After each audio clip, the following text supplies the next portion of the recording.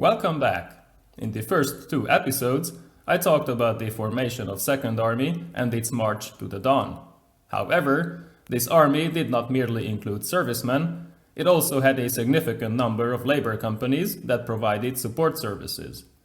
Not including their story in this mini-series would be a grave mistake, so here I will explain the institution and what it meant in practice. The 1939 law regarding military service included the obligation of military labor for all men between the ages of 21 and 24 unfit for armed service up to a maximum of 3 months. Instead of weapons, they received basic tools and worked on various projects, from vehicle repairs to road construction. Each Army Corps received a labor battalion, but their number soon grew to 13. Members of this labor battalion were Jews and Christians who were deemed politically unreliable, while most Jews could still serve in the army. The second Jewish law later that year changed all that. Soon, Jews and ethnic minorities, whose loyalty to the nation was questionable, were organized into special labor companies, along with social democratic and labor union activists. Circumstances were still acceptable. As members of the military, they still enjoyed certain rights and some protection. In early 1941, a new form of labor service was introduced, as Jews were gradually pushed out of the army. These men, who were fit to serve, had to provide a so-called auxiliary service without arms, separated from the troops, for a period of 2 years. Jews received yellow armbands, while Christians who had Jewish roots got white armbands. Together with gypsies, ethnic minorities, and communists, they were to work behind the lines, following the advancing troops in Ukraine, but also within Hungary. In 1941, up to 19,000 men worked in these labor companies at the same time. In July 1942, a new law expelled all Jews from the military, and while Second Army was being assembled and transported to the Eastern Front, 69 field labor companies were sent as well, although this number soon grew to 156 with replacements. This means that at least 40,000 laborers performed services with Second Army and the occupation forces, divided into 3 categories. Mixed companies had Jews between the ages of 18 and 42 whose loyalty was not questioned. Special companies had Christians and Jews who were deemed disloyal, while minority companies mostly had Serbs and Romanians. These men received only boots and caps instead of a full uniform, their rations were reduced, and while many of them could bring additional clothing items with them, they soon threw most of it away in the summer heat, which made survival very difficult once the weather turned cold. Their treatment was much worse, but it mainly depended on the guards and the company commander's attitude. In some units, severe punishments, brutal beatings, and even murders took place, while elsewhere, the men received news and surplus food from their own guards, and some commanders treated them more like regular soldiers.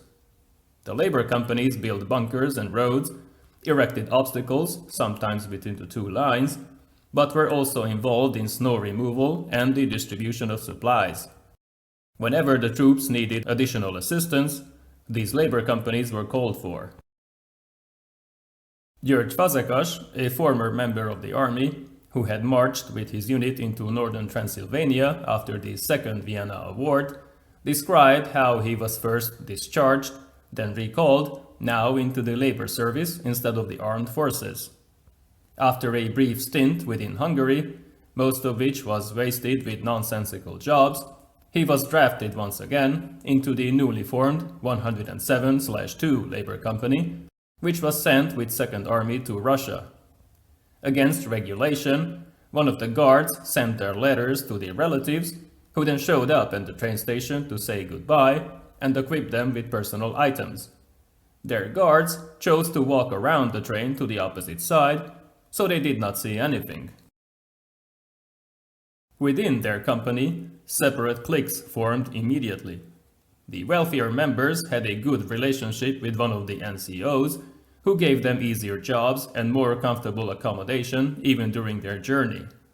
The rest had to march behind them.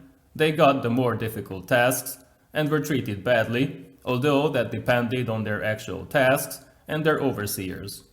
In villages, they could only drink from the wells after the soldiers and the horses were done. Most of their personal belongings were taken by the military police, and when the cold arrived, more and more starved or froze to death, as they had to sleep outside or in unheated stables most of the time. The situation temporarily improved in November and December after the visit of Vilmos Nagy, then Minister of Defense, who ordered that all laborers were to be treated as regular soldiers and they should get the same rations as their guards and commanders. For a few weeks, many of them felt like human beings. Some of them were even used as armed guards during Christmas, but they still had to perform physical labor in the harsh winter cold. Typhus was common. Many of them died due to this bacterial infection. Their belongings were shared among the others, some of whom soon followed the same path. Zoltán Zelk, the well-known poet, also served in one of these labor companies. His company was transported to Chernigov in Ukraine in April 1942. They continued on foot to Kursk, Tim, and Stary Oskol. Luckily for him, their company commander was a decent human being, a career officer who had been discharged from the army, then recalled again. He was pro-British. The punishments he ordered were never actually carried out, but his men still had to work, and the guards of other units could still beat them. In November, Zelk managed to get reassigned to a supply facility where thousands of winter boots were stored, but these were not issued to the troops who were freezing in the first line. His situation further improved. He was given a uniform and better rations, but the commander of this facility was soon replaced with a less lenient officer. During his time there, he saw wounded Hungarian soldiers, then Italians who sold their weapons to the partisans for alcohol. When the supply unit returned to Hungary, he was sent back to Kiev on the next train. After a few weeks, he returned to his original labor company, which was ordered to clear landmines, but their commander managed to get a new assignment, so they became the supply unit of a field hospital for Jewish laborers, basically a handful of barns where 2,000 men were dying. They buried dozens on a daily basis, but one day, one of the barns was set on fire. Those who managed to get out were shot by the guards. 500 people died. They were buried in a mass grave. Zelk's own unit lost 30 to 40 members to the same illness, but the rest eventually returned to Hungary thanks to their captain. Those who recovered were sent to a forest to recuperate. The local commander was pro-German and an anti-Semite, but he was very interested in literature, so he kept Zelk around him and talked to him every day for hours. He would not accept bribes. He would not increase rations, as it would be corruption in his eyes, but he was happy to give them food from other sources, as it was not against his ethics.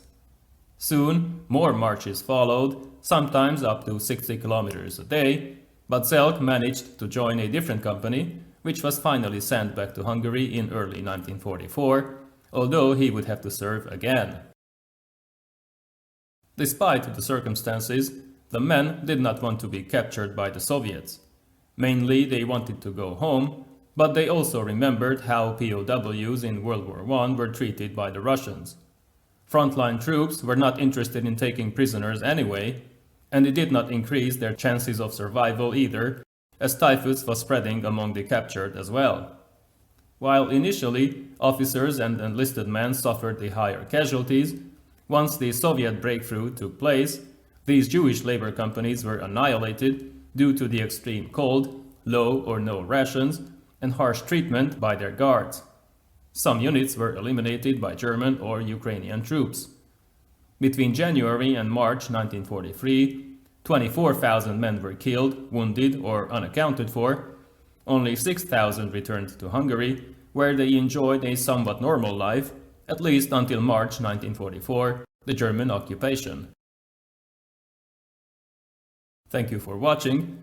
I plan to upload a second video on this subject, in which I will discuss what happened to these men in the last 2 years of the war. See you next time.